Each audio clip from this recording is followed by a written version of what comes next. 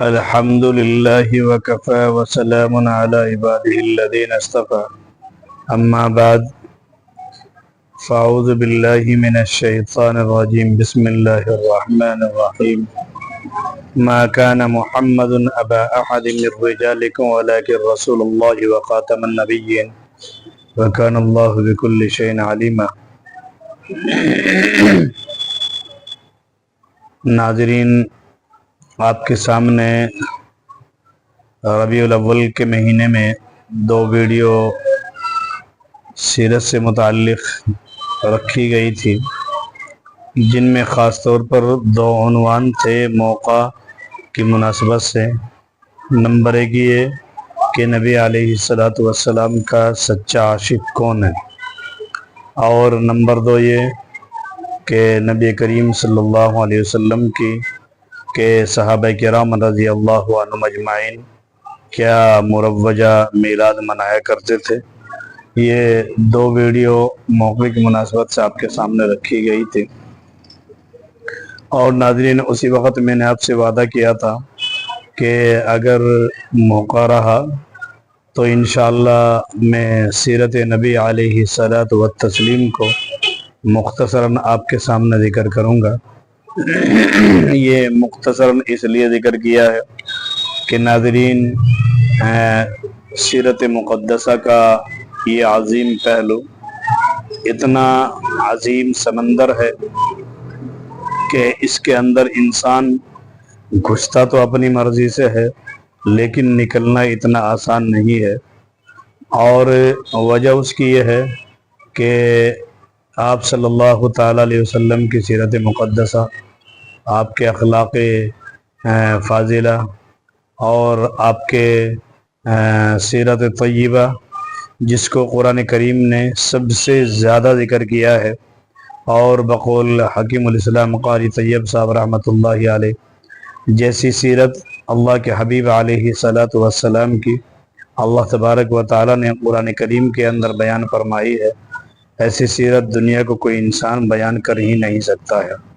اور اسی لیے اما عائشہ رضی اللہ تعالیٰ عنہ کی جو بہت مشہور حدیث ہے کان خلقہ القرآن، کہ آپ علیہ السلام کے اخلاق الکمالات اور آپ کے سیرت مقدسہ کو اگر دیکھنا ہے تو قرآن کریم کو کھولو۔ قرآن کریم کے ایک ایک صفحے پر نبی علیہ السلام کے اخلاق فاضلہ کا نور بکھرا ہوا ہے۔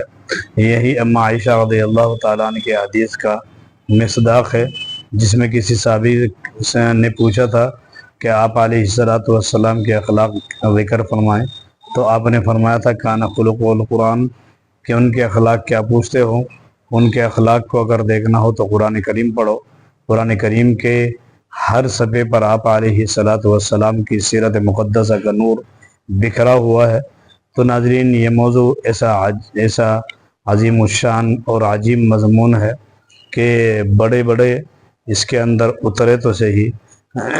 لیکن اترنے کے بعد اس موضوع کو پورا کرنا نہ کسی انسان کے بس کی بات ہے اور نہ ہی انسان کر سکتا ہے۔ اور وجہ اس کی یہی ہے کہ بڑے بڑے لوگوں نے اس میں محنتیں کی، کوششیں کی، اور کئی جلدیں لکھی۔ لکھنے کے بعد لاسٹ میں آپ کے اخلاق کمالہ، آپ کے سیرت مقدسہ اور آپ کے علو مرتبہ کو دیکھ کر کے سب یہی کہنے پر مجبور ہوئے، کوئی کسی الفاظ میں کوئی کسی الفاظ میں، کہ بعد از خدا بزرگ تو ایک قصہ مختصر، کہ آپ کی ذات اللہ تبارک و تعالیٰ کے بعد سب سے بڑی، اللہ تبارک و تعالیٰ کے بعد آپ کا مقام اور مرتبہ ہے، بس اس سے زیادہ اور کچھ نہیں کہہ سکتے۔ چنانچہ جبریل کے بھی الفاظ کسی نے شعر میں ذکر کیے، آفاق کہا گردیدام مہر بتا ورزیدام، کہ میں پوری دنیا کے میں نے چکر لگایا ہے اور ایسے ایسے لوگوں کو دیکھا ہے جن کی خوبصورتی کی پوجا ہوتی ہے، لیکن فرمایا لیکن تو چیزیں دیگری، تو دوسری چیز ہے، تیرا تو کوئی ثانی ہے ہی نہیں۔ اور اسی کو غالباً اقبال نے بھی کہا تھا کہ نبی علیہ السلام کا ثانی اللہ تبارک و تعالیٰ کے خزانے میں بھی نہیں ہے اور کسی کے وہم و خیال میں بھی نہیں ہے، جس کو انہوں نے اپنے الفاظ میں کہا تھا رخ مصطفیٰ ہے وہ آئینہ، کہ ایسا دوسرا آئینہ نہ کسی کے وہم و خیال میں، نہ نگاہ آئینہ ساز میں۔ تو ناظرین، اس میں کوئی شک و شبہ نہیں ہے کہ آپ علیہ الصلاۃ والسلام کی محبت تو تمام ایمان والوں کے اندر پیوست ہے ہی، اس میں تو کوئی شک و شبہ نہیں ہے۔ لیکن آپ علیہ الصلاۃ والسلام کی سیرت مقدسہ کے پہلوؤں کی چند جھلکیاں دکھانا یہ بھی آسان کام نہیں ہے۔ ہمارے جیسے گندے آدمی اور نکمے آدمی، جن کا نہ ظاہر صحیح ہے نہ باطن صحیح ہے، جس کے بارے میں تو شاعر یہاں تک کہتا ہے کہ اگر میں 1000 بار بھی اپنی زبان سے کو مشک اور گلاب سے دھوں، بہت مشہور شاعر فارسی کا وہ، تو ابھی بھی آپ علیہ الصلاۃ والسلام کا نام لینا یہ کمال بے ادبی ہے۔ ناظرین، لیکن پھر بھی میں کوشش کروں گا کہ مختصر انداز میں آپ علیہ الصلاۃ والسلام کی سیرت مقدسہ کو ترتیب وار آپ کے سامنے، چاہے وہ 20 حصے لگیں یا 25 حصے ہوں، جتنے بھی ہوں، میں ترتیب وار آپ علیہ الصلاۃ والسلام کی سیرت مقدسہ کو آپ کے سامنے رکھنے کی کوشش کروں گا۔ اور ناظرین، سیرت مقدسہ وہ چیز ہے کہ اس سے انسان کے اندر محبت نبوی علیہ الصلاۃ والسلام تو پیدا ہوگی ہی، اسی کے ساتھ ساتھ ایمان والے کے لیے مشعل راہ ہیں آپ، جیسے کہ قرآن کریم نے ذکر فرمایا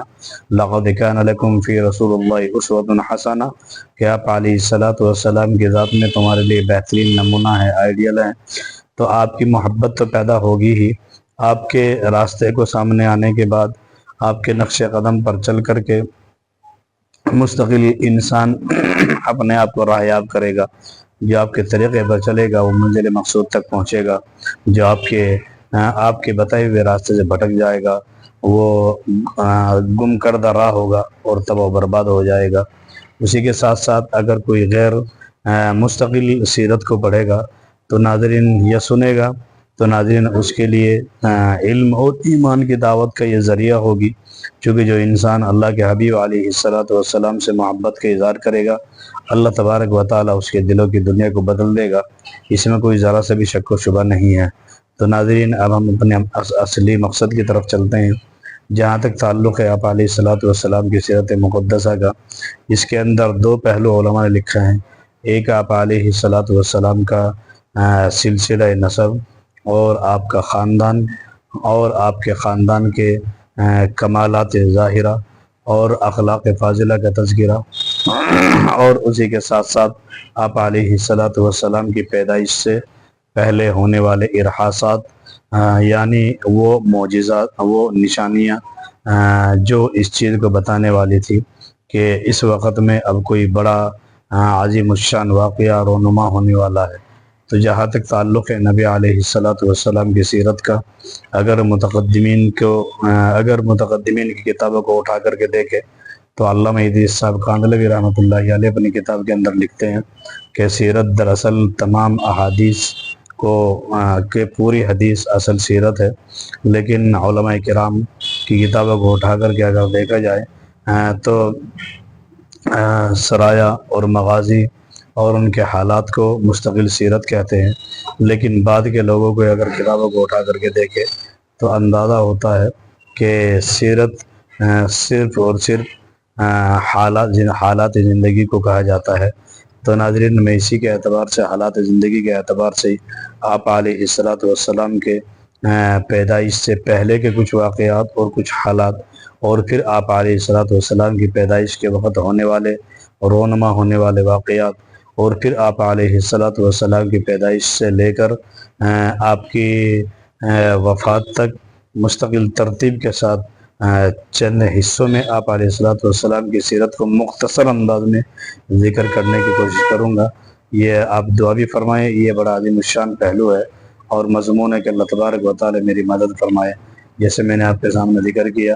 یہ اتنا عظیم پہلو ہے کہ اس میں انسان گھس تو اپنی مرضی سے سکتا ہے، لیکن اللہ تبارک و تعالیٰ کی مدد اگر شامل حال رہے تو اتنا آسانی سے انسان نکل نہیں سکتا، چونکہ اس میں انسان کی عمریں گزر جائیں گی، لیکن آپ علیہ الصلاۃ والسلام کے اخلاق فاضلہ کا تذکرہ یہ مکمل ہرگز نہیں ہو سکتا ہے۔ اس لیے کہ آپ صلی اللہ علیہ وسلم جس طرح رب ذوالجلال کے ذات گرامی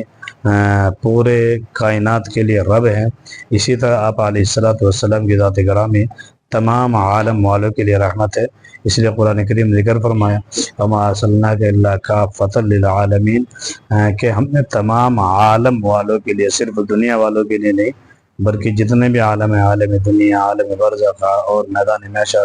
تمام عالم والوں کے لیے ہم نے آپ کو رحمت بنا کر کے بھیجا ہے۔ تو ناظرین، یہ پہلا حصہ ہے، آپ دعا بھی فرمائیں، اللہ تبارک و تعالی مدد فرمائے، اور انشاءاللہ جو چیزیں میں نے آپ کے سامنے اجمالاً ذکر کی ہیں ان میں سے ایک چیز کو میں تفصیل سے آپ کے سامنے ذکر کرنے کی کوشش کروں گا۔